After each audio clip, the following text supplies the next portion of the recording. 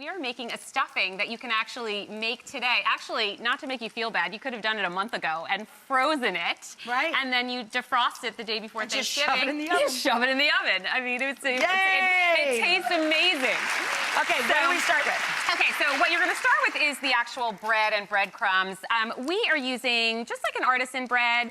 Really, though, Rachel, I mean, like, if you have leftover hamburger buns from Labor Day that are still stuck in your freezer, I anything. save all the bread ends. So what we want to do is dry it out. Not necessarily toast it, but just make it super dry. Right. So this you can do right now, even if you don't want to make your stuffing at the on the same day. Throw your cube bread in the oven, dry it out. You can put a little poultry seasoning on it if you want, like this seasoned, stuffing mix. I like to do two kinds of sizes. I like to do these more cubed, and then the little guys that get juicier. Yeah, exactly. So we'll end up putting this in this bowl. But right now, what we are doing is browning up Can I dump these in your Please do. Yes, thanks.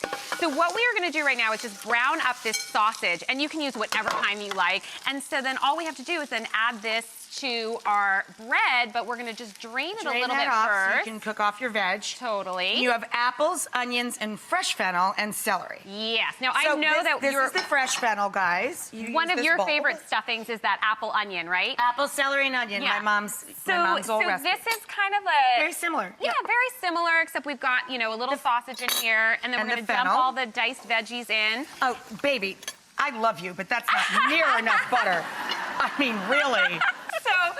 So that's awesome. And you know what I do a lot of times before I make something is like I'll do this prep the day before, chop all this up, label it, put it in the fridge, and that way, it's already ready to go. Mise en place, just like you do in restaurants. And I'll look to see what other recipes might have onion, and so that way you don't have to clean the cutting board twice. That's right. All right, we're going to add a little wine just to deglaze our pan. We're going to add a little bit of sage, so chopped sage, and you can use dried if you don't have fresh.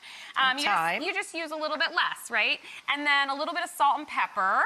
And the salt and pepper is going to depend on how much salt is going to be in your stock. Like, we're going to use your stock today because it's so good.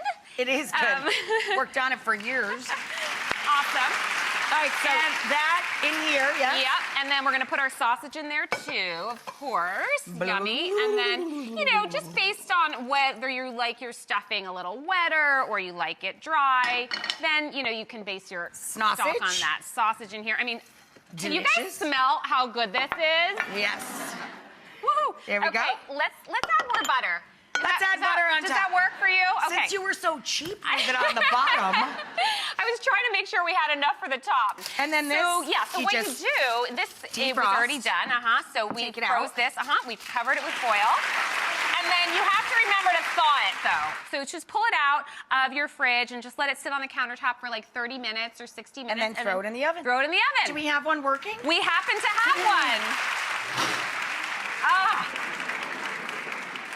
How beautiful is this? Gorgeous. So yum.